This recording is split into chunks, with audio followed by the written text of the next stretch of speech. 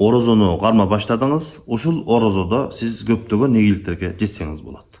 Өзүңүздүн жеке жашооңузда, мамлекетибизге, элибизге, жерибизге, бала чакаңызга, жашооңузда кандай мүшкүл болгон болсо, ошолордун бардыгын чечкенге жетсеңиз болот. Ушул ороз айында, ушул 3 убакта дуа кылганга аракет кылыңыз. Эң биринчиси, ооз ачканда дуа кылыңыз. Азан айтканга чейин, азан айтып бүткөндөн кийин дагы оозуңузду ачканча дуа кылсаңыз боло берет.